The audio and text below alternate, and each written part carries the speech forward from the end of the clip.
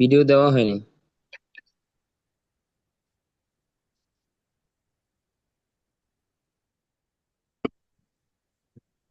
Sir home menu bar শেষ করছিলেন না জি, গত ক্লাসে? হোম মেনু শেষ আমি যদি করেছি। তারপরে ইনসার্ট মেনুর টেবিল আলোচনা হ্যাঁ হ্যাঁ হয়েছে। হ্যাঁ, জি জি, টেবিল পর্যন্ত গেছে। টেবিলে ভিডিও পান নাই? পাইছি পাইছি স্যার, এগুলো আছে। তাহলে পান নাই কেন?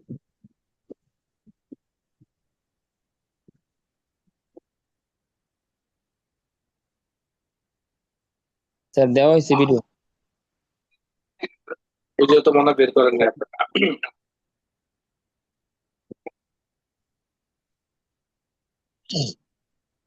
স্যার দেওয়া হয়েছে ভিডিও। আল্লাহ, ইনসার্ট মেনু আজকে হলো আমাদের ইলিস্ট্রেশন প্রোগ্রাম। ইলিস্ট্রেশন প্রোগ্রামটা হলো গ্রাফিক কোর্সের একটা পার্ট। গ্রাফিক্সের দুইটা প্রোগ্রাম হয়, অ্যাডোবি ইলাস্ট্রেটর, অ্যাডোবি ফটোশপ। বুঝতে পেরেছেন? এই দুইটা প্রোগ্রামের দুইটা কাজ। একটা হলো ফটো এডিটিং নিয়ে কাজ করা, আরেকটা হলো শেপ নিয়ে ডিজাইন নিয়ে কাজ করা। ওই দুইটা প্রোগ্রামের একটা সংক্ষিপ্ত পার্ট মাইক্রোসফট ওয়ার্ড প্রোগ্রামের ইনসার্ট মেনু ইলাস্ট্রেশন গ্রুপের মধ্যে বা ট্যাবের মধ্যে দেয়া আছে। যেমন শুরুতে দুইটা কমান্ড দেখতে পাচ্ছেন, একটির নাম হলো পিকচার, আরেকটির নাম হলো ক্লিপ আর্ট। কি নাম? আপনার কথা স্পষ্ট বুঝতে পারতেছেন? জি স্যার। জি স্যার, বোঝা যাচ্ছে। বুঝতে পারতেছেন না কারা? সবাই বুঝতেছেন? জি জি স্যার, ওই যে নয়েজ হবে করে আমরা একটু মিউট করে রাখি ওকে। এখন দেখেন, এই যে পিকচার এবং ক্লিপ আর্ট দুইটা আলাদা আলাদা কমান্ড, আবার আলাদা আলাদা কাজ হলেও দুটির কাজ অনেকটা সেম। দুটির কাজ অনেকটা কি সেম। সেম। কেমন সেম? ডান হাত, বাম হাত, দুটা কিন্তু স্বতন্ত্র হাত, তাই না? কিন্তু দুইটা জি দিয়ে আপনি সেম কাজ করতে পারবেন।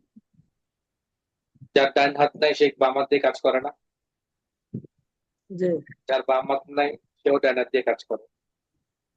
তার মানে হলো দুইটা হাতেরই আলাদা আলাদা কাজ, কিন্তু প্রকৃত আপনি যদি ওই কাজগুলো আলাদা আলাদা করেন, ঠিক যেমন ডান হাত দিয়ে করলেও যে কাজগুলো করতে পারবেন, বাম হাত দিয়ে করলেও সেম কাজ।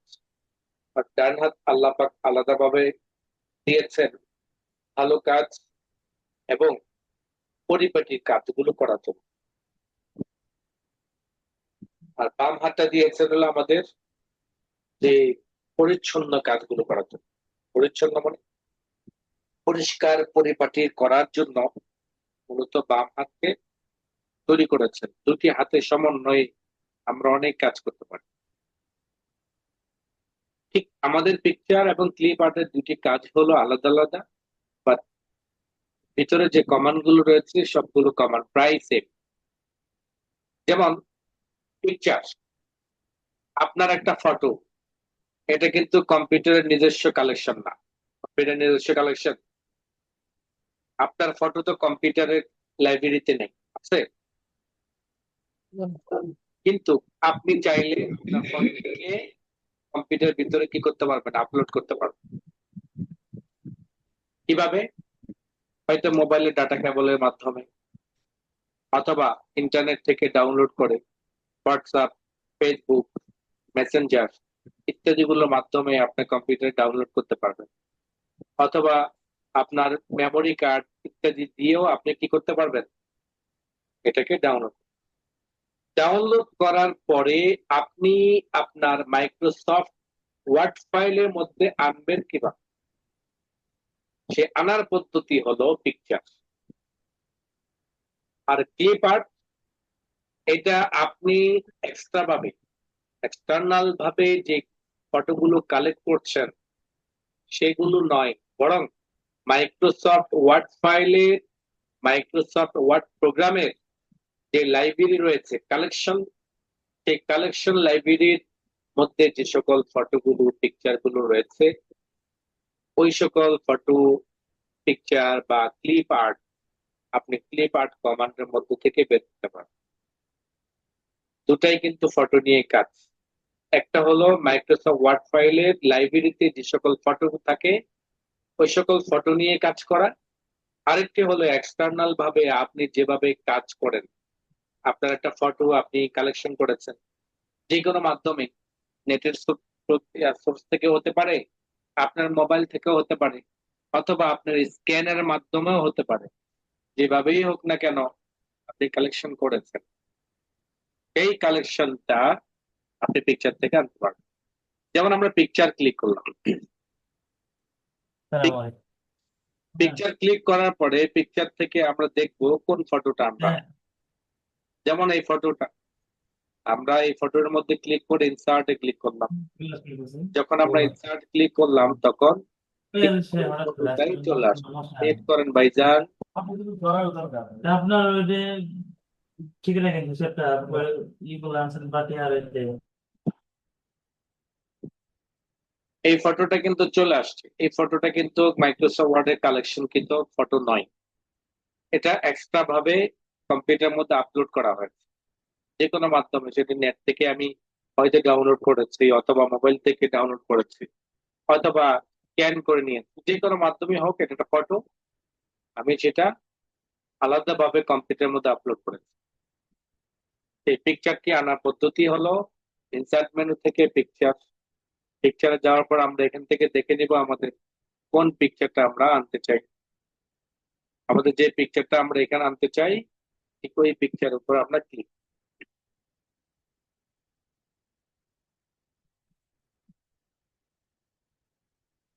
যেমন আমাদের এখানে তেমন পিকচার কালেকশন নেই, এই পিকচারটা রয়েছে, এই পিকচারটা ডাবল ক্লিক করলাম, অথবা ইনসার্টে ক্লিক করে আমরা পিকচারটিকে আমাদের মাইক্রোসফট ওয়ার্ড ফাইলে নিয়ে আসলাম। আনার পদ্ধতি হলো এটা। আনার পরে আমাদের স্বতন্ত্র একটি মেনু থাকবে যেটির নাম হলো ফরম্যাট মেনু। এই ফরম্যাট মেনুর কাজ কি?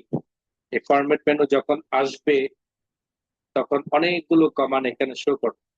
এক নাম্বার, ফরম্যাট মেনু কেন আসবে? যেহেতু আমি একটা ফটো নিয়ে, সেই ফটোর মধ্যে আমাদের অনেক ধরনের এডিটিং এর কাজ করার প্রয়োজন হতে পারে, সম্পাদনের কাজ করার প্রয়োজন হতে পারে, এই ফটোর চতুর্পাশে একটা ফ্রেম দেওয়ার প্রয়োজন হতে পারে, কালার চেঞ্জ করার প্রয়োজন হতে পারে, ব্যাকগ্রাউন্ড চেঞ্জ করার প্রয়োজন হতে পারে, কালার ব্রাইটনেস কন্ট্রাস্ট গুলো কমানো বাড়ানোর প্রয়োজন হতে পারে, সাইজ ছোট বড় করার প্রয়োজন হতে পারে, ক্রপ করার প্রয়োজন হতে পারে। এক কথায় অনেক ধরনের কাজ করার প্রয়োজন হতে পারে। আর এই জন্যই যখনই আমরা ফটোটি আনবো সাথে সাথে আমাদের একটি স্বতন্ত্র মেনু ফরম্যাট মেনু চলে আসবে। ফরম্যাট মেনুর প্রথম কমান্ডটির নাম হলো রিমুভ ব্যাকগ্রাউন্ড। আপনি যখন রিমুভ ব্যাকগ্রাউন্ডে ক্লিক করবেন অটোমেটিক ভাবে যে ব্যাকগ্রাউন্ডটা এই কমান্ডটি সিলেক্ট করতে পারে ওইটুকু ব্যাকগ্রাউন্ডটাকে এটি ডিলিট করতে পারে। এটা আমাদের আসলে দরকার নেই, কেননা এটার ব্যাকগ্রাউন্ড ফুললি ধরতে পারে না এই আপনার অ্যাপসটি বা এই কমান্ড। এর জন্য যদিও বা কমান্ড রয়েছে, এরকম একটা কমান্ড ফটোশপের মধ্যে রয়েছে, এটার ব্যাকগ্রাউন্ড ওইভাবে মাইনাস করা যায় না। আসেন কারেকশন। এই কারেকশন মানে হলো কালারের একটা কারেকশন থাকে। কালার কোন ধরনের লেখা চেঞ্জ করতে পারবেন, যেমন আপনার কালারটা রয়েছে, খেয়াল করবেন ফটোতে, ফটোটাকে আমি ডান দিকে নিয়ে যাই, পজিশন থেকে রাইট সাইড নিয়ে গেলাম, পজিশন থেকে রাইট সাইড। এবার দেখেন কালার অপশন থেকে আমরা যখন কোন কালারের মধ্যে নিয়ে যাচ্ছি তখন আমার এটা ফটোটা, মূল ফটোটা দেখেন কেমন স্পষ্ট, এখন একটা ব্লার আসে। আর একটু দেখেন স্পষ্ট আসছে, আর একটু স্পষ্ট করে, এইভাবে স্পষ্ট করে দেখেন লেখাগুলো। এভাবে দেখেন ব্রাইটনেস, খুব অন্ধকারের মধ্যে একটা ব্রাইটনেস, আবার একটু হালকা করা, আরেকটু হালকা করা, আরেকটু হালকা করা, আরেকটু হালকা করা। হালকা করতে করতে কি হচ্ছে, ব্যাকগ্রাউন্ডটাকে মাইনাস করে ফেলছে, মূল লেখাটাই ভাসমান। এভাবে দেখেন প্রত্যেকটা কমান্ডের মধ্যে আপনি কালারের মধ্যে একটু পার্থক্য পাবেন। ব্রাইটনেস, বাম সাইডটা হলো ব্রাইটনেস আপনার ডিপ করা, ডার্ক করা, আর ডান পাশেরটা হলো কন্ট্রাস্ট, হালকা করা। এটা আপনাকে অন্ধকার করবে, এটা আপনাকে হালকা করবে। কেমন? যেমন আপনি রৌদ্রের মধ্যে একটা ছবি উঠিয়েছেন, সেই ছবির মধ্যে সাধারণত একটা তুলেক্ত ভাব, একটু বেশি আলোর একটা ফোকাস থাকে।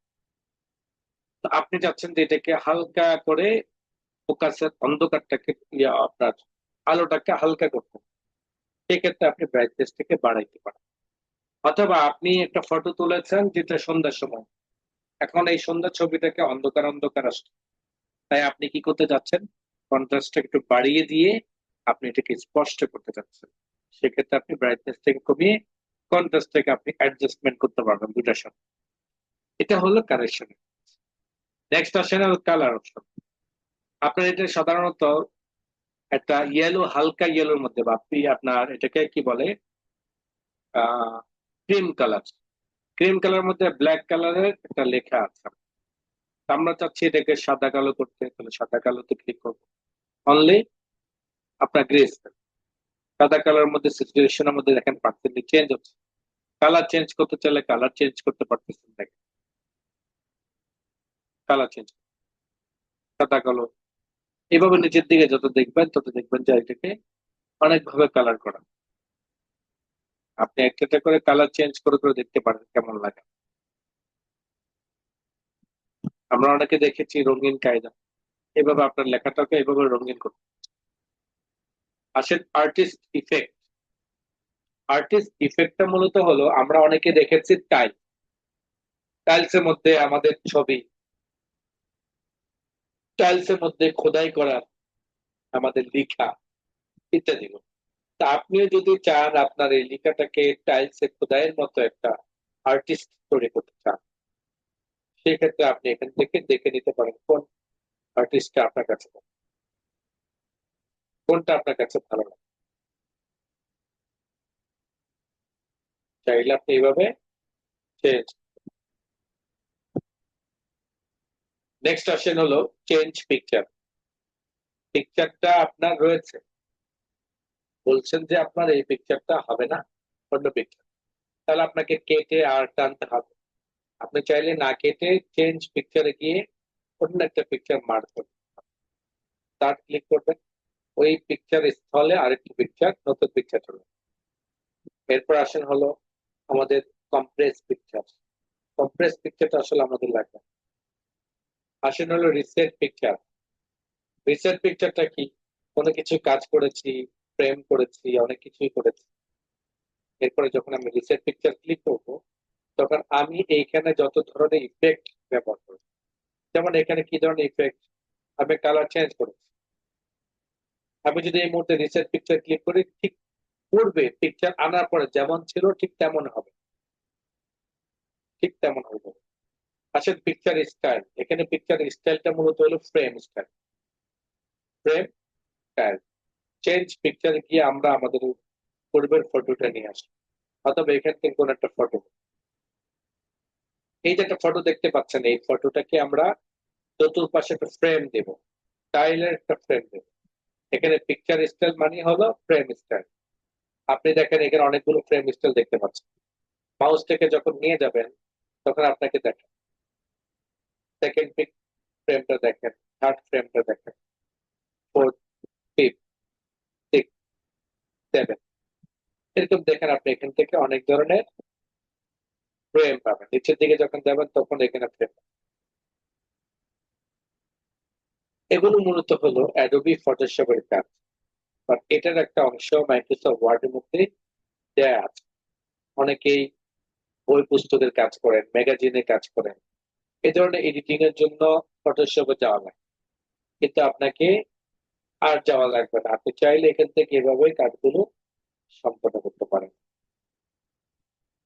কত ধরনের ফ্রেম রয়েছে, অবাক না।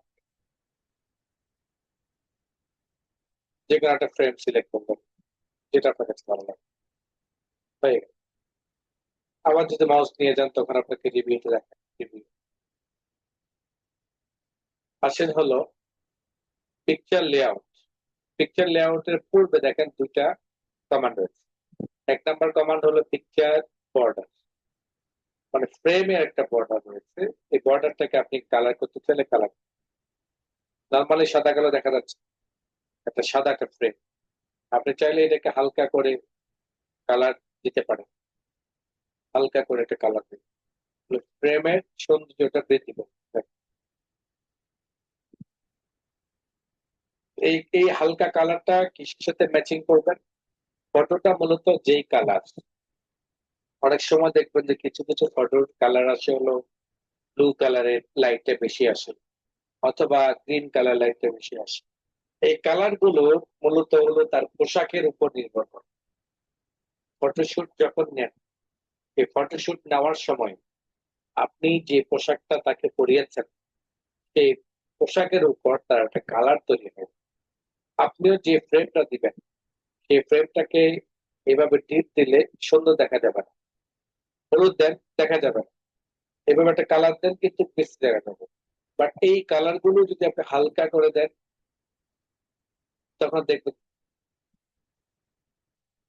কি করতেছে আপনার, কেন এই বিরক্তটা করতেছে। ক্লাস না থাকলে আপনি বের হয়ে যেতে পারেন, তো এই যে আঁকাআঁকি করতেছেন এগুলো তো সমস্যা হচ্ছে, তাই করেন, মনোযোগ ছুটে যায়।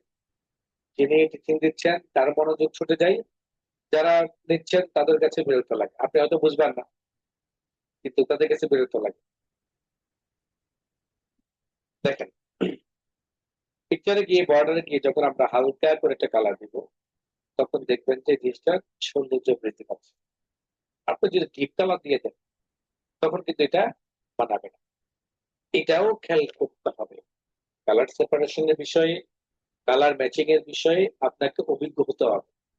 দিন দিন আপনাকে অভিজ্ঞতা বাড়াইতে হবে, যে কোন কাজগুলো, কোন ফর্মুলা গুলো ব্যবহার করলে মোটামুটি আমার কাজগুলো প্রফেশনাল লেভেলের লোকদের কাছাকাছি না হলেও একটা ধাঁচে, একটা ফ্রেমে, একটা কোয়ালিটিতে কমপক্ষে পা দিতে পারে।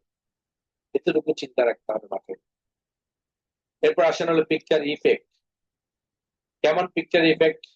আপনি এখানে ফ্রেম দিয়েছেন, সেই ফ্রেম কে আরেকটু সৌন্দর্য মণ্ডিত করতে পারে আপনার পিকচার ইফেক্ট। পিকচার ইফেক্ট আপনার আরেকটু সৌন্দর্য বৃদ্ধি করতে পারে। আর একটু সৌন্দর্য বৃদ্ধি করবে কিভাবে? সৌন্দর্য বৃদ্ধি করবে হলো পিকচার ইফেক্ট। যেমন এখানে প্রেজেন্ট শিরোনামের মধ্যে যখন যাবেন, তখন দেখেন এখানে কিছু ফর্মুলা দেখাচ্ছে। আমরা আমাদের পজিশন থেকে লেফট সাইডে নিয়ে যাই, যেহেতু ডান পাশে কমান্ড গুলো দিচ্ছি, দেখতে যাতে সহজ হয়।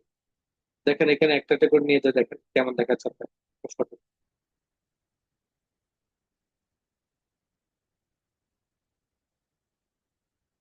বুঝতে পেরেছেন? মনে হচ্ছে যে এটা গ্লাসের মধ্যে ফটোটাকে সেট করা হয়। এরপর আসেন শ্যাডো। শ্যাডোর মধ্যে একটা শ্যাডো পাবেন নিচে দিকে। মানে দেখেন এই যে নিচে হালকা করে একটা শ্যাডো যায়, এই শ্যাডোটাকে, এই শ্যাডো মূলত ফটো ফ্রেমটাকে বা ফটোটাকে আরো সৌন্দর্য বৃদ্ধি করে। আসেন রিফ্লেকশন। রিফ্লেকশনটা হলো প্রতিচ্ছবি। রিফ্লেকশনটা হলো প্রতিচ্ছবি। আমি নিচের দিকে দেখাই রিফ্লেকশন। দেখেন নিচের দিকে, ফটো নিচের দিকে একটা ছায়া গেছে, ফটো নিচেটা ছায়া গেছে, রিফ্লেকশন। যেমন আপনি পুকুর পাড়ে দাঁড়িয়ে আছেন, আপনার একটা চেহারার প্রতিচ্ছবি যেমন পুকুরের পানির মধ্যে সমান থাকে, অনেকটা রিফ্লেকশনের কাজটা সেম। গ্লো, ত্বকের চতুর্পাশে আরেকটা গ্লো রকমের শেপ তৈরি করে বা শেডো তৈরি করে, এটাও আরো সৌন্দর্য বৃদ্ধি করে। সফট এডিজিং, এটা একটা পয়েন্ট অপশন। বেবেল, এটা 3D মোডের মধ্যে কাজ করে। একটা শ্যাডো দেই, শ্যাডোটা দেওয়ার কারণে মনে হচ্ছে যে একটা গ্লাসের মধ্যে বা 3D স্টাইল এটা শো করছে। ফাইনালি আসেন 3D রোটেশন। 3D স্টাইল আপনাকে রোটেশন করবে, দেখাবে 3D স্টাইল।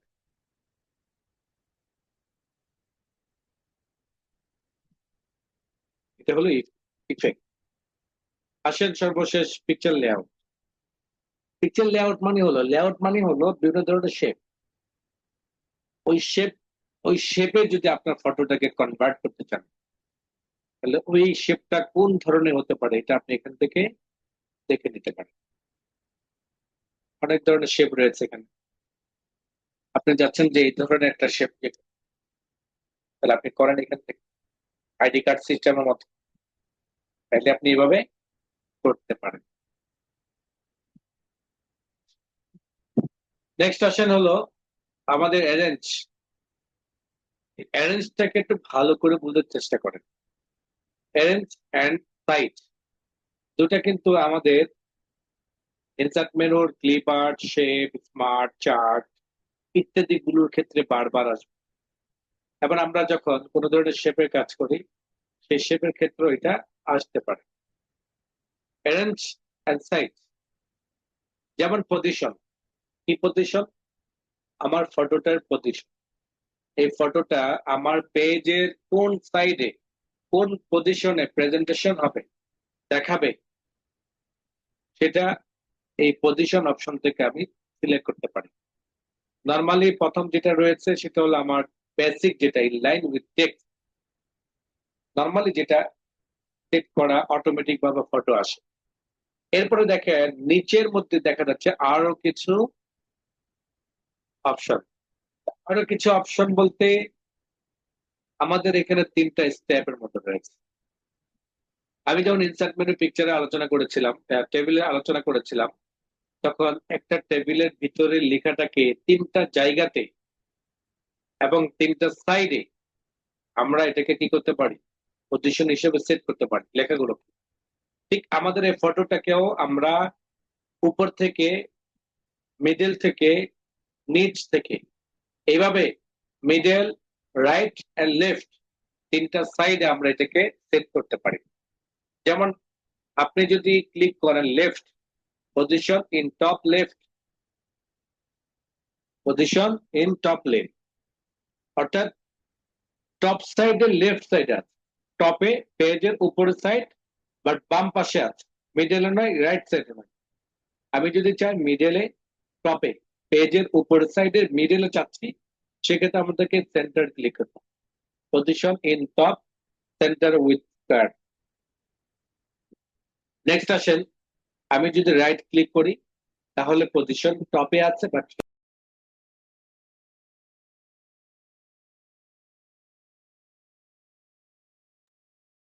কতটুকু বুঝতে পেরেছেন আপনি? জি স্যার। কতটুকু বুঝলেন? আমি তো ডিসকানেক্ট হয়ে গিয়েছিলাম। কেন স্যার, সমস্যা না, কথা বোঝা গেছে।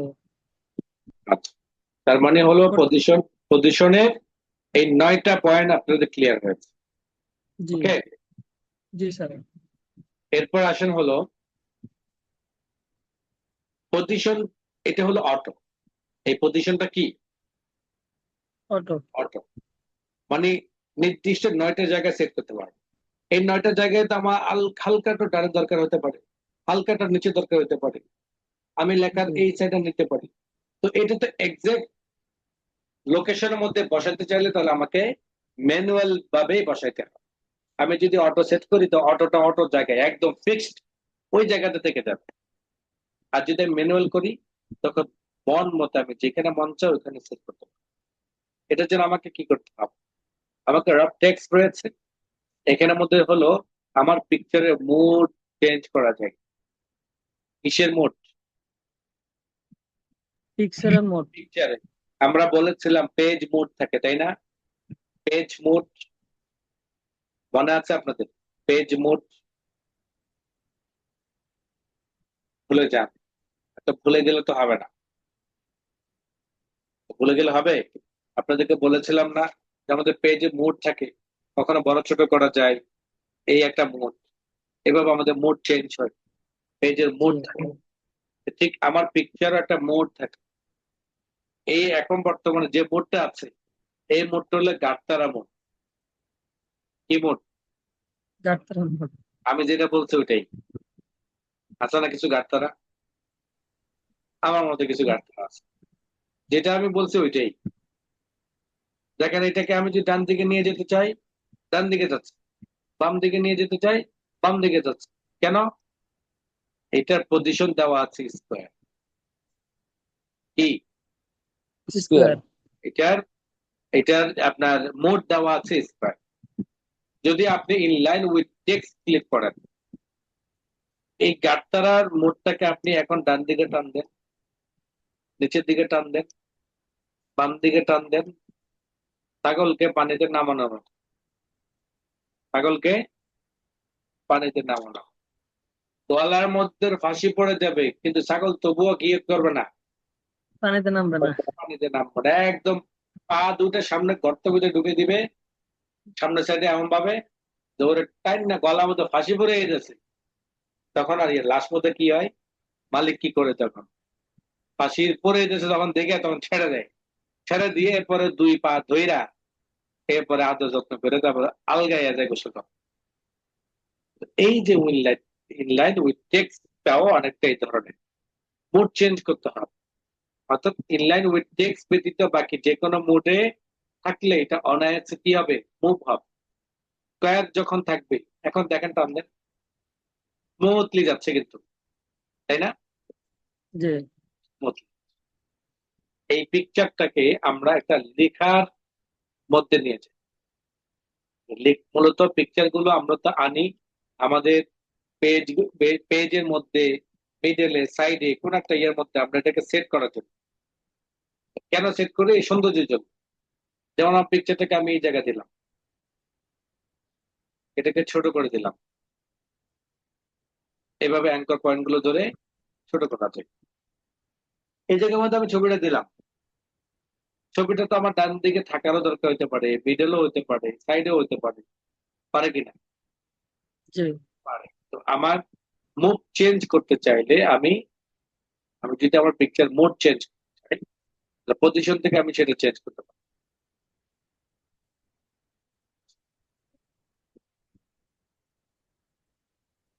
এরপর দেখেন, tight through top and bottom, behind text, in front of text, edit wrap point, more layout option।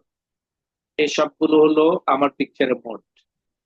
আপনি যদি টপ এন্ড বটম ক্লিক করেন, তখন আপনি পিকচারটাকে যখনই দাঁড় করাবেন, তখন এর ডানে বামে কোনো লেখা থাকবে টপ এবং বটমে, ঠিক উপরের সাইডে আবার নিচের সাইডে থাকবে। এটা একটা মোড। স্কয়ার যদি থাকে তাহলে এই পিকচারের চতুর্পাশে লেখা থাকে, এটা হলো স্কয়ার মোড।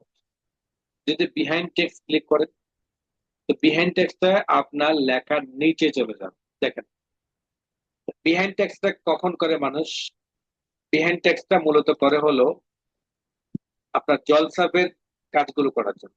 জলসাপ বলতে আমরা অনেকে দেখেছি আমাদের পেজ, মাদ্রাসা বা প্রতিষ্ঠানগুলো পেজ থাকে, পেজের পেজের মিডল পর্যায়ের লোগোটাকে হালকা করে দেওয়া হয়।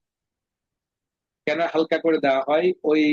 ওই লেখার উপরে সাধারণত ওই পেজের উপর লেখা হয়, লেখাটাকে যদি, লোগোটাকে যদি একদম 100% ছাপা ছাপা থাকে, তখন ওইটার উপর লিখলে লেখা বোঝা যাবে না।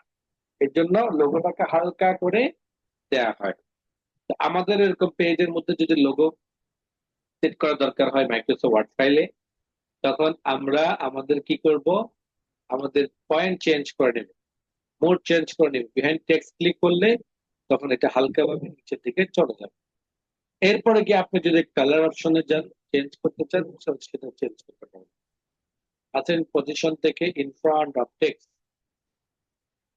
ইন ফ্রন্ট অফ টেক্সট মানে হলো ঠিক লেখার উপরে ফটোটা আসবে। এই লেখার নিচে, এই ফটোটার নিচে কিন্তু লেখা আছে, এটা কিন্তু দৃশ্যমান না, এটা পেছনে চলে গেছে। তো এমনটা যদি হয়ে থাকে তখন কি হবে? লেখা তো মানুষের পড়তে পারে। এই জায়গার মধ্যে সাধারণত আমরা কি করি? বিহাইন্ড টেক্সট ক্লিক করি অথবা স্কোয়ারে ক্লিক করি। স্কোয়ারে ক্লিক করলে হবে লেখাটা এই পর্যন্ত এসে আবার এই জায়গা থেকে শুরু। এগুলো হলো পিকচার।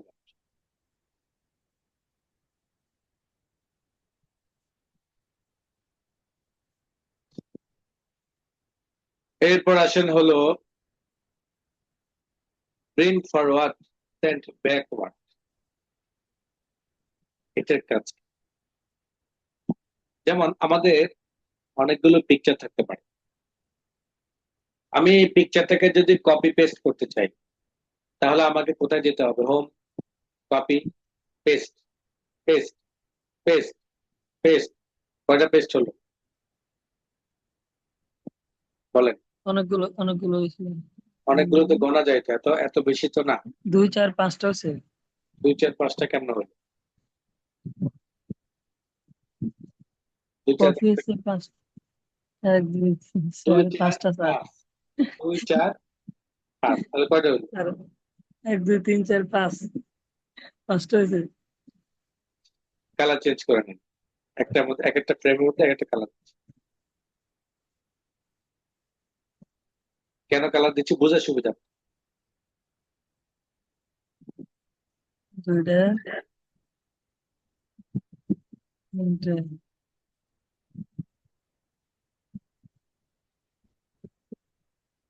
4টে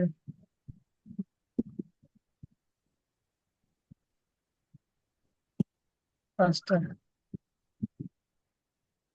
এই দেখেন একটার পেছনে কিন্তু আরেকটা, কি বলেন? জি, একটার পেছনে আরেকটা। আরেকটা। এই যে একটার পেছনে আরেকটা আছে, কত সিরিয়াল বাই আছে। জি কম্পিউটার কিন্তু খুব নিখুঁত ভাবে কাজ করে। আর নিখুঁত ভাবে কাজ করার কারণ একটাই, কারণ কম্পিউটারের প্রত্যেকটা কাজ গণনার মাধ্যমে মূলত করে। হয়তো আমরা বুঝি না, আমাদের চোখের সামনে ভাসে না, কিন্তু কম্পিউটার আপনি নির্দেশ করলেও এটাও ক্যালকুলেশন করে তার ফলাফলটা দেয় আপনাকে। বুঝতে পারছেন? আমি কপি পেস্ট করলাম, কপি পেস্ট আর হয়নি, মূলত হলো কোডটাকে কপি করলাম, কোডটাকে সেট করলাম, এটার ফলাফলটা আমরা দেখতে পাই। কম্পিউটার অপর নাম কি? ক্যালকুলেটর। কম্পিউটার অপর নাম কি? ক্যালকুলেটর। ক্যালকুলেটর। ক্যালকুলেটর শুনতে কেমন জানা লাগে না? অথচ কিন্তু ক্যালকুলেটরই সব। হিসাব নিকেশে কিন্তু সব। আসর কায়েম হবে হিসাব নিকেশের জন্য।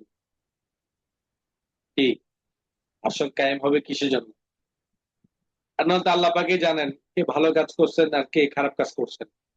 আল্লাহ পাক তো এই কবর থেকেই ফলাফল দিয়ে দিতে পারতেন, তাই না? জি আসরটাকে কেন রাখছেন? সবার সামনে সবকিছু স্পষ্ট করে তুলে দেওয়ার জন্য। কম্পিউটার প্রত্যেকটা কাজ একটা পায় সামনের দিকে যায় না হিসাব ছাড়া, একটা পাও যায় না। বুঝতে পারছেন? যে কত সুন্দর করে কিন্তু একটার উপর একটা পেস্ট করে দিয়েছে। এখন এটাকে কিভাবে করে আপনি ম্যানুয়ালি চেঞ্জ করতে পারেন? কিসের মাধ্যমে? Forward and backward. Forward and back. Backward. ফরওয়ার্ডটাকে আপ করে, ব্যাকটাকে নিচের দিকে নিয়ে যায়।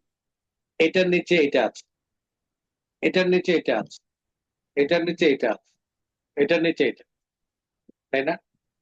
জি এখন যদি আমি এইটাকে একটা উপরে উঠাতে চাই তাহলে আমাকে ক্লিক করতে হবে প্রিন্ট ফরওয়ার্ড। ফরওয়ার্ড। তাহলে কয় ধাপ উঠবো? একটার উপর উঠছে। আবার যদি আমি ব্যাকওয়ার্ড ক্লিক করি কয়টার পিছনে আবার গেল? একটার পিছনে গেল। একটা পিছনে। এখন যদি আমি আরেকবার ক্লিক করি তাহলে আরেকটা পিছনে, আরেকবার ক্লিক করি আরেকটা পিছনে, আরেকবার ক্লিক করি আরেকটা পিছনে, এভাবে একটা একটা করে সবগুলো পিছনে। এখন আমি চাচ্ছি যে 1 লাখ দিয়ে সবার উপরে চলে আসতে।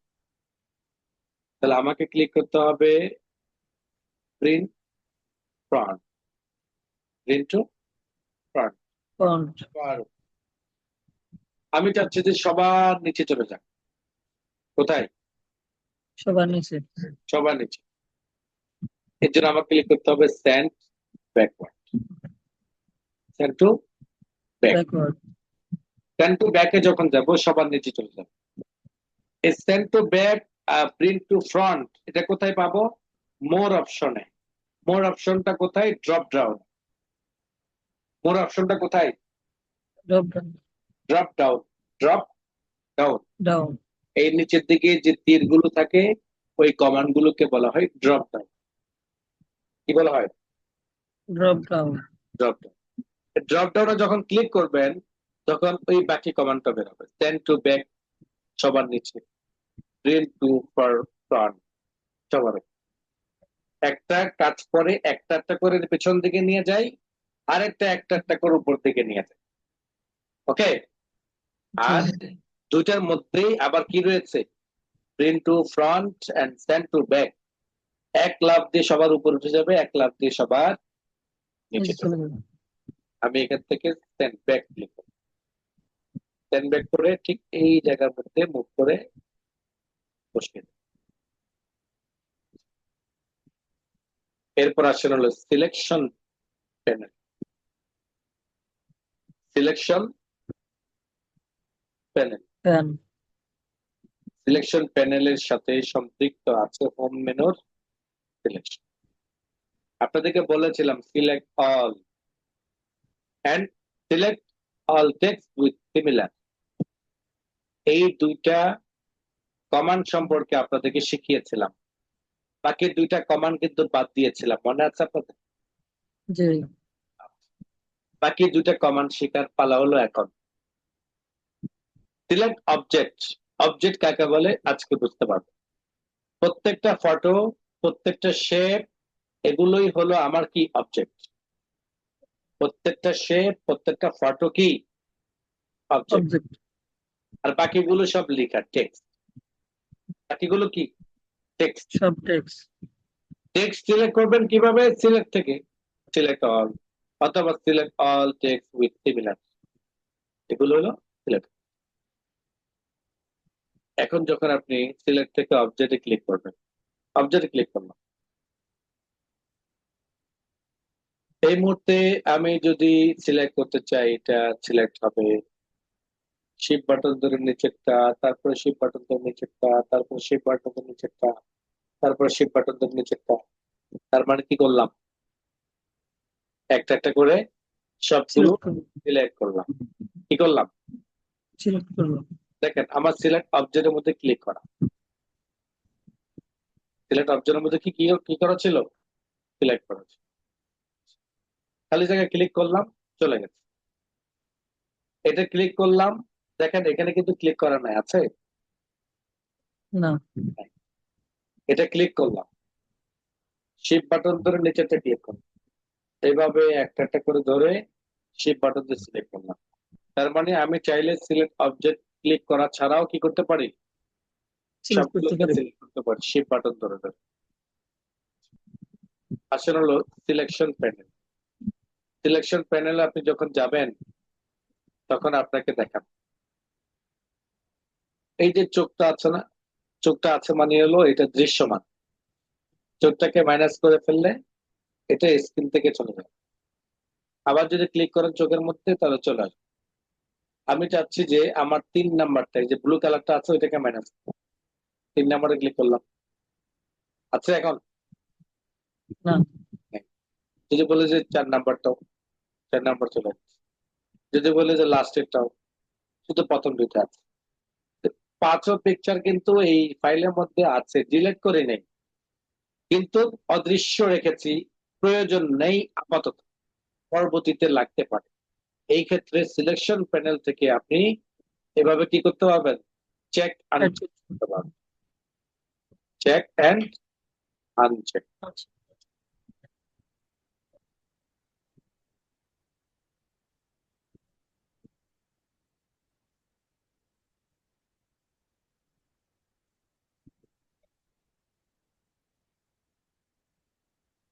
তারপর আসেন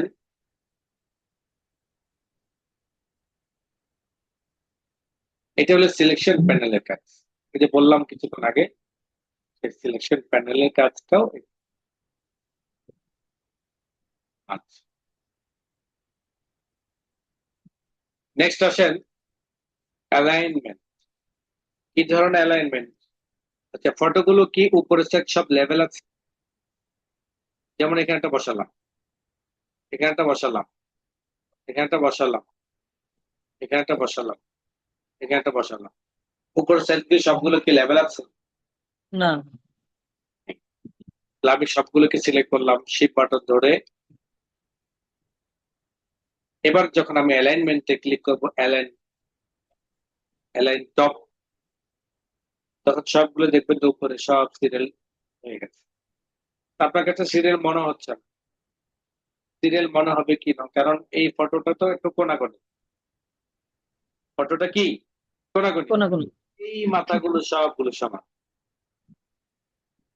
এভাবে আসেন যদি আপনি নিচের সাইড বড় ছোট করতে চান, অ্যালাইন বটম, নিচের সাইড, যেহেতু ফটো সবগুলো সমান সাইজ, এর জন্য নিচের সাইডটা কি ইয়ে হচ্ছে না। আমরা দুইটা ফটোটাকে কি করে নিলাম, একটু বড় করে নিলাম। এবার শিফট বাটন ধরে সবগুলোকে সিলেক্ট করলাম। এবার যখন আমরা অ্যালাইনমেন্ট থেকে টপ বটম ক্লিক করব, তখন দেখবেন যে উপরটা সিরিয়াল থাকবে না, নিচেটা সিরিয়াল। কেন? কারণ আমি যে কোনো একটা সাইড যদি সিরিয়াল করতে চাই, মানে অ্যালাইন বা রেঞ্জ মিলে, সেই ক্ষেত্রে আমরা এইভাবে মিলাইতে পারি।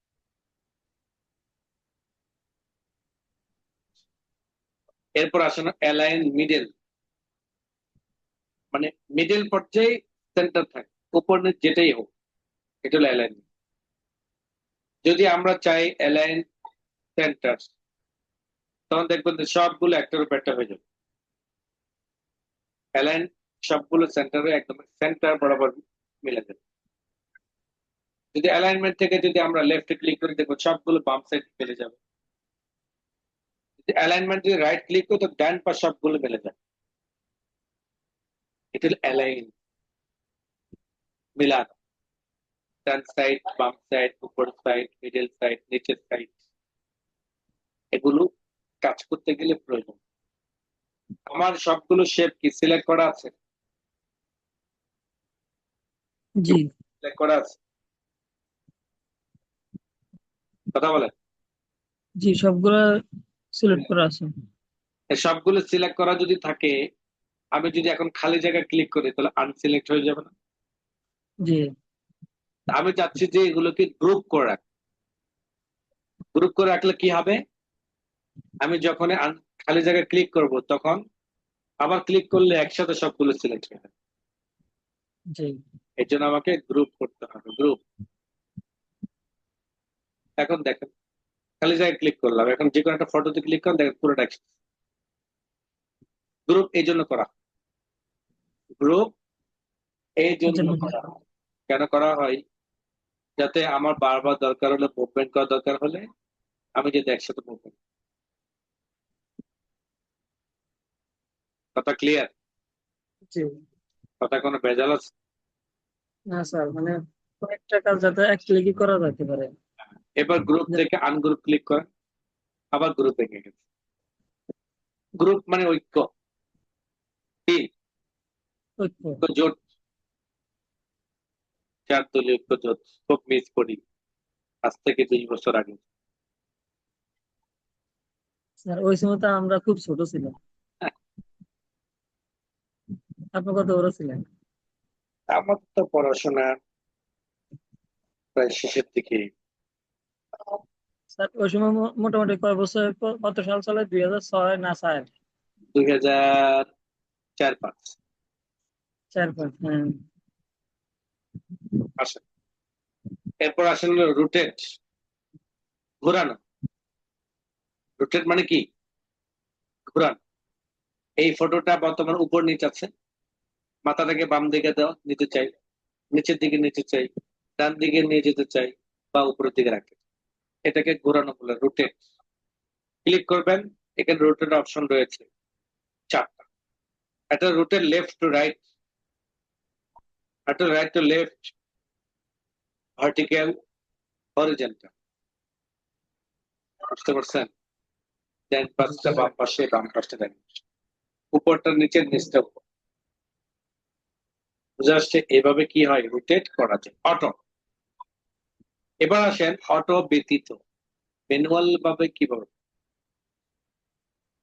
ম্যানুয়াল ভাবে করার জন্য দেখেন, আমার এই একটা অবজেক্টের মধ্যে টোটালি আমার 10টা পয়েন্ট আছে। কয়টা পয়েন্ট?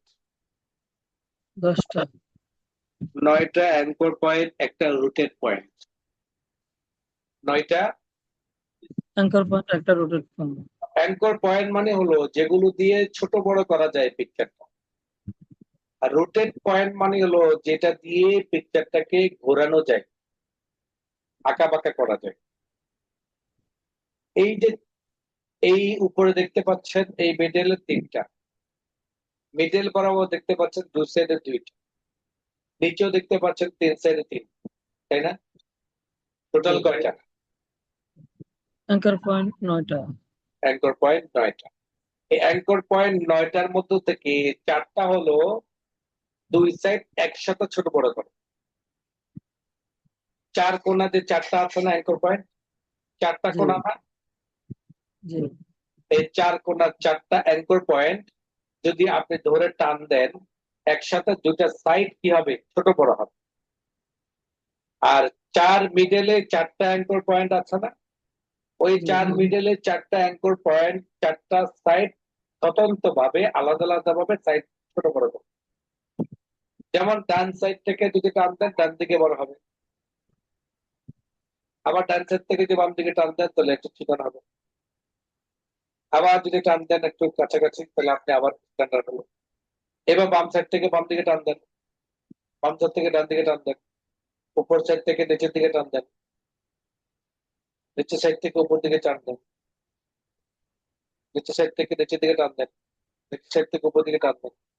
এক কথায় ওই যে বাবল গাম আছে না, সুইং গাম, অথবা আটার মতো, আটা যে খামের করে, খামের দিয়ে যেমন মন চায় আমরা এটা কি করা যায়, সাইজ করা যায় অনেকটা। এই 4 কোণা 4টা কাজ।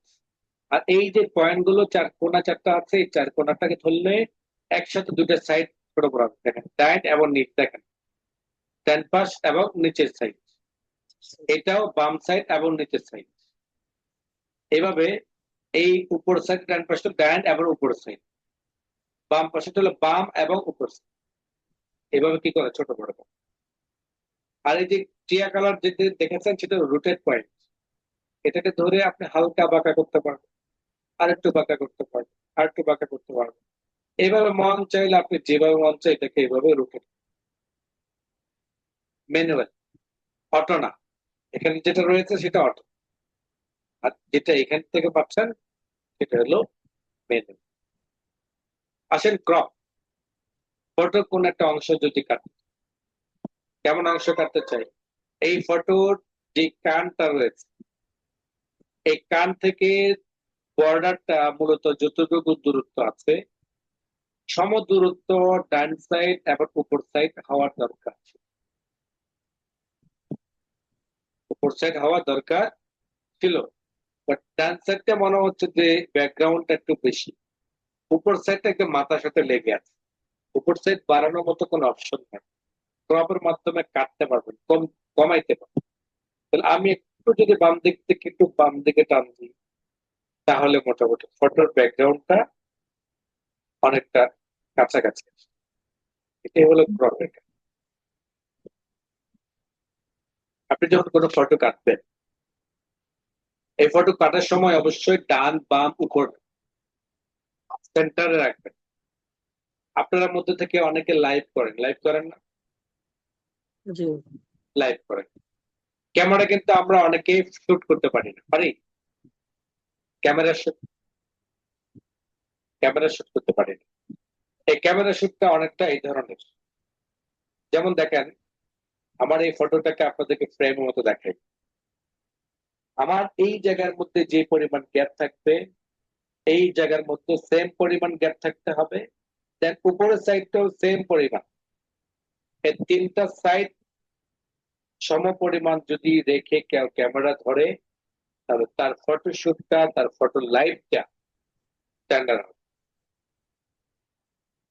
অনেকে দেখবেন যে ক্যামেরা ধরে ওই উপরের সাইড একদম পুরো উপরে যে ফ্যান আছে ফ্যান শো দেখা যায়। আবার অনেকের সাইড আছে যে এই সাইডে কান অর্ধেক কেটে গেছে, ওই সাইডে দেখা গেছে 1 মাইল দূর পর্যন্ত দেখা যায়, আছে না? জি এগুলো খেয়াল করবেন। এগুলো ফটোশুটের কাজ যারা কাজ করেন, ভিডিও শুটের কাজ যারা কাজ করেন, এগুলো শেখার বিষয়। যেহেতু আপনি এখন বর্তমানে ইলাস্ট্রেশন কাজ শিখছেন, মানে হলো গ্রাফিক্স এর কাজ শিখছেন। কিসের কাজ? গ্রাফিক্স এর কাজ। সব কমান্ড মূলত গ্রাফিক্স এর। পুরাতন কোনো ভার্সনের মধ্যে তেমন একটা নাই, কিন্তু আপডেট ভার্সন গুলোর মধ্যে মোটামুটি অনেক কিছু দিয়ে দেওয়া হয়েছে। সর্বশেষ আসেন সাইজ। ফটোটা উপর নিচ কতটুকু নেবেন, ডান পাশে বাম পাশে কতটুকু নেবেন, সেই সাইজটা আপনি এখান থেকে দিয়ে দিন। যেমন আমি হাইট দিলাম 2.5 এবং উইথ দিলাম 2 অথবা 1.8। ওকে, হাইট থেকে আমরা একটু বাড়িয়ে দিলাম 1.5। এইভাবে আপনি ছোট বড় করতে পারতেন আপনার ফটো। ফটো এডিটিং এর যে কাজগুলো আমরা শিখেছি এর মধ্যে, তার মধ্যে থেকে মাত্র একটা কমান্ড শিখেছি, যেটির নাম হলো আমাদের পিকচার। পিকচারের পরপরই রয়েছে আমাদের ক্লিপ আর্ট। কেটে দিলাম, আমার সবগুলো ফটোটাকে আমি কেটে দিলাম। ক্লিপ আর্টে ক্লিক করলাম, দেন ডান পাশে ক্লিক করলাম গো। যখন গোতে ক্লিক করলাম তখন আমার লাইব্রেরিতে আমি ঢুকে গেলাম। সেই লাইব্রেরি পিকচার লাইব্রেরি। কার কালেকশনে? মাইক্রোসফট ওয়ার্ড ফাইলের, ওয়ার্ড প্রোগ্রামের কালেকশন কৃত ফটো। এখানে দেখেন নিচের দিকে যান, স্ক্রল করেন, আপনি একটা একটা করে অনেক কিছুই পাবেন। যা কিছুই পাবেন সব আর্টিকেল। এই ফুলটা আমার লাগবে, ক্লিক করলাম। যখন ফুলের মধ্যে ক্লিক করবো তখন ফুলটা এখানে চলে আসবে। আমরা যখন কাজ করেছি তখন তো ইন্টারনেট ছিল না বললে চলে। আর ফটো কালেকশন করবো বলতো, ফটো কালেকশন করার জন্য তো অবশ্যই নেট লাগবে।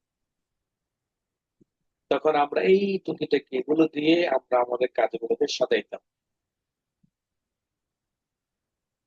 এই ফটো, এটা একটা পিকচার।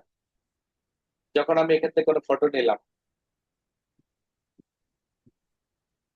এই যে ফটো নিলাম, ফটো নেওয়ার পর অটোমেটিক ভাবে আমার পূর্বের ফরম্যাট মেনুতে চলে আসে। সেম টু সেম সবগুলো কমান্ডের কাজ। কিছুক্ষণ আগে বলেছিলাম ডান হাত বাম হাত দুইটা দুইটা স্বতন্ত্র কাজ থাকলেও দুইটা হাতই, ডান হাত যা করতে পারে বাম হাতও তা করতে পারে, বাম হাত যা করতে পারে ডান হাতও তা করতে পারে। ঠিক এটা হলো আমার ফরম্যাট মেনু। পিকচার আনলাম, যে ফটোর মধ্যে পিকচার মধ্যে যা কিছু করণীয় আছে সবকিছু ক্লিপ আর্টের মধ্যে থেকেও করতে পারবো। শুধুমাত্র পিকচার আনা, পিকচারটাই হলো একটু ভিন্নতা। একটা হলো আমার কালেকশন কিন্তু, একটা হলো কম্পিউটার কালেকশন। করবেন সামনে ক্লাস আগাবেন নাকি এ পর্যন্ত চলবে? কথা বলেন, স্যার। ক্লাস আগাবেন না চলবে? আজকে ক্লাস অনেক হয়ে গেছে নাকি? অনেক কিছুই জানেন। স্যার হ্যাঁ, এই পর্যন্ত থাক আজকে। প্র্যাকটিস করবেন ডিজিটাল তো। আপনারা তো ভিডিও দিজে, সেটা তো জানেন। আচ্ছা, দেখছি ওই দিন আমি খেয়াল করিনি, ভিডিও দেখা হয়েছে আমার। দেখেন কিনা সেটা, সেটার জন্যই জিজ্ঞেস করেন। ঠিক আছে, আজকে ক্লাসে এ পর্যন্ত, আর প্রশ্ন থাকলে করতে পারো। স্যার এই গত